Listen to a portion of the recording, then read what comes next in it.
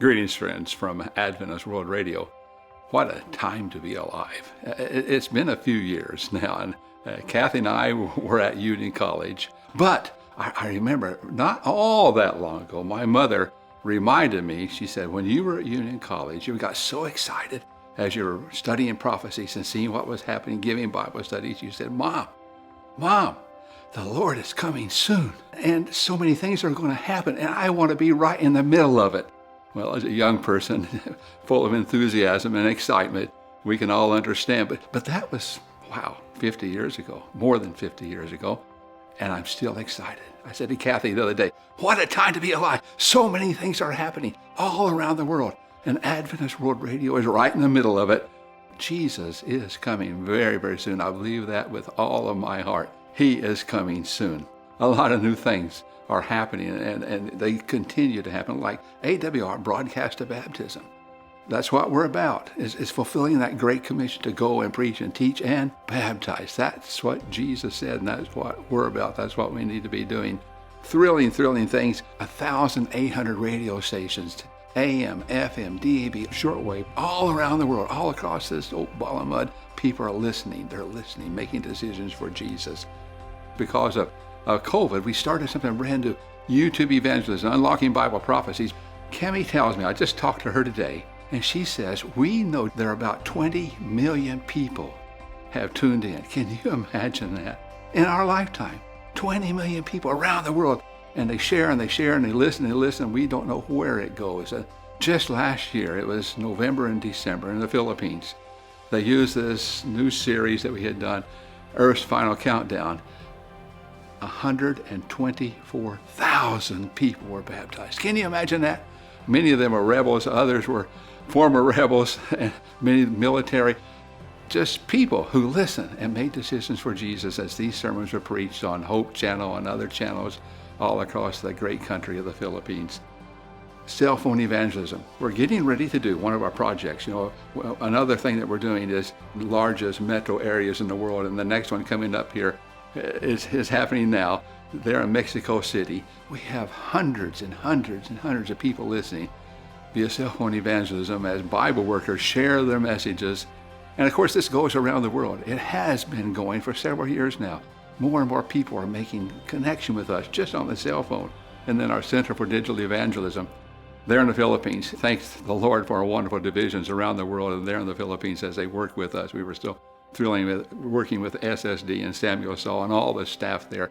We have a brand new Center for Digital Evangelism. Young people are being connected right now with that center. They're going to be there. We have the dorm ready. And so when they go on their cell phones, when they go on their computers around the world and they have questions after watching Unlocking Bible Prophecies, for example, they can connect directly to us. And we're doing that now. We did it through COVID. It was done through homes around the world, but now we're going to have them right there, 50 young people who will be answering all these kinds of Bible questions with the Center for Digital Evangelism.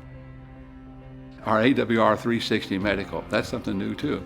Boy, it is so thrilling, not only in America, working with Pathways, and then also around the world, working with medical projects in each of the divisions, touching people's lives and giving them hope for a healthy, better tomorrow. What a time to be alive. Even 50 years, it gets more and more exciting. I get reports from Bangladesh. I get reports from Bhutan. I get reports from France. I get reports it just continues every weekend. We have partnered up. As you know, I'm Elder Wilson's assistant for total member involvement.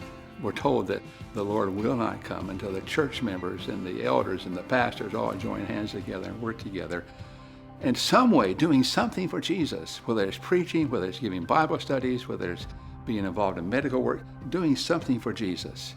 And the TMI projects that we've done, so many of them, it seems like every year we do at least one. You remember Rwanda, that was over 100,000 baptisms. And then India and Japan and Zimbabwe and Philippines and Eastern Europe, Romania, 2023, that's coming up next year. Europe for Christ. Wow, be involved, do something, some way. Give Bible studies, preach a series of meetings, go with us to fulfill the gospel commission to go into all the world and preach and teach and baptize. That's why we exist. That's what AWR does. Let me tell you about Ernesto. We had all the rebels that were baptized. You know some of those stories. And A whole world was changed. This 50-year war, 40,000 people had died. The war is over. It's ended. Because of a radio broadcast into that island, people made decisions for Jesus. And they were baptized last November and then again this April. Thousands were baptized, making decisions for Jesus. Just absolutely unbelievable. Ernesto was told, as some of the others were back in November, that if you go and reach one, you get these people, you get Bible studies to them, all these ex-rebels, those who are giving their hearts to Jesus, prepare them for baptism. We'll come back. And so in April we did. We went back, and Ernesto said, I did it. I said, what? Well, you said each one reach one. I have one. Well, not really. He said, I think he doesn't know how to count because he brought 210. Not one, but 210. Others had the same experience. It was just amazing what God has done, is doing, will do there in the Philippines. We have actually Rose, who was one of the generals who led the rebellion. She joined us. She was baptized. She's so thrilled. She has started 18 foundations. 18 foundations. Absolutely amazing. Like eggs, chickens, raising chickens, peanuts, growing peanuts, all kinds of things so people can learn to be self-sustaining. They don't have to go out and threaten merchants and say, you either pay up or you're going to be shot. That's all changed now. They've given their hearts to Jesus. Praise God, what he has done. Just recently with the Great Controversy Project, the goal was to pass out 40,000.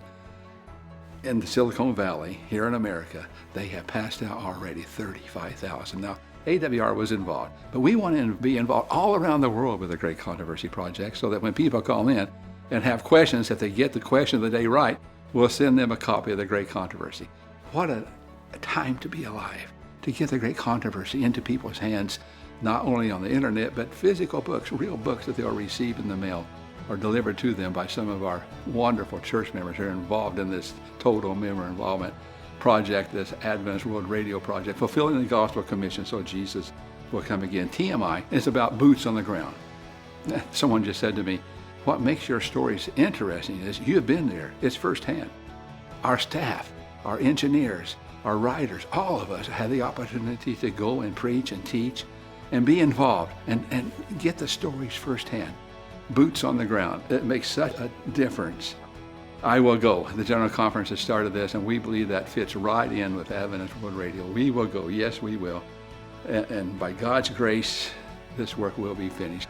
As I close my part, I want to hand this over to Cammie, our Vice President. She has some exciting, thrilling stories that you are going to enjoy. Cammie? Meet Perfecto, a pagan chief tucked high up in the Philippine jungles. Spiritualism and local lore ruled his life. His prized possession was his radio. Surprisingly, his music was replaced with Adventist World Radio's Bible messages. The Sabbath truth captivated his heart. Daily, the entire village gathered around his radio, resulting in the whole village being baptized together. God's three angels' messages transformed Perfecto from a pagan chief into a Seventh-day Adventist leader who donated his own property to build the village a church. Meet Mama Miembe in Tanzania. Challenged by her pastor to use the upcoming radio evangelistic series as a witnessing tool, she carried her radio everywhere. Next to the town bar was her garden. As she tended to her plants, the radio's volume was turned up. This caught the attention of the bar owner and his patrons. Elias' drunken bar transformed into a Seventh-day Adventist place of worship. Elias and 20 of his customers were baptized. Meet Prahalad, a witch doctor residing in the Himalayan mountains of Nepal. Depression overcame him with his failure to heal his 2 dying sons through witchcraft. Providentially, his son Surendra tuned into AWR and shared it with Prahalad and 17 other families who all decided to be baptized.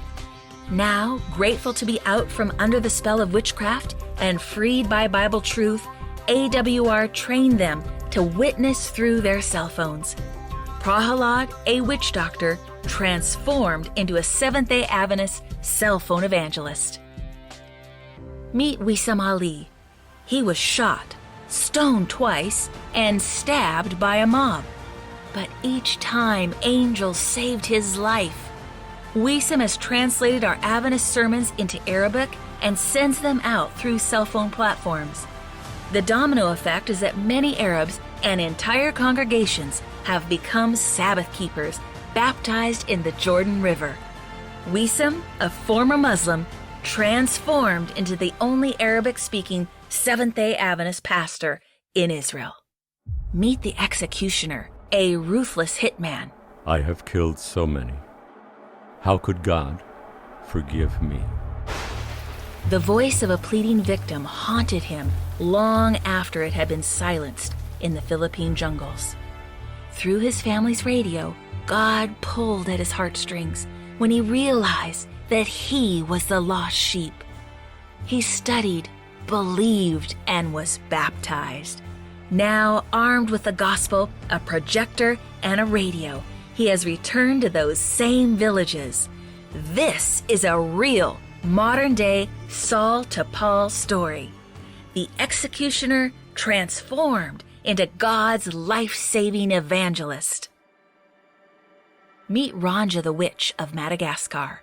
She was dedicated to the devil as a baby. Witchcraft made her influential. Villages hired her to stop the rampant cow thieves from stealing their herds. Even though I was very powerful, could heal people, shut crocodiles' mouths, and make bullets stop, I was miserable. When AWR played, the evil spirits had no control over her. She learned that Jesus is the ultimate power. After baptism, she started 3 Seventh-day Adventist churches. A spell-casting witch transformed into a church-planting soul winner. Meet 16-year-old Dorette from South Africa, a struggling teenager questioning her faith. She reluctantly joined TMI to preach an evangelistic series in Zambia. She was shocked to see so many of her attendees were baptized. This changed the path of her life forever. Dorette is now studying to become a missionary. This doubting teen transformed into a confident soul winner. Meet Marius, an elder of the SDA Church. He was inactive and lukewarm until he was introduced to cell phone evangelism. Burdened for his son Elmer, who had been using drugs for 15 years, Marius simply forwarded the Bible recordings. Today, Elmer is baptized, drug-free, and has joined his dad as a cell phone evangelist, spreading the word to thousands every week. Friends, Jesus is coming soon. Loud let it ring. He invites you and me to be a part of this great movement. God's 3 angels' messages will transform you and any willing heart into a loving, God-fearing, commandment-keeping Bible believer. From broadcast to baptism, this is AWR 360.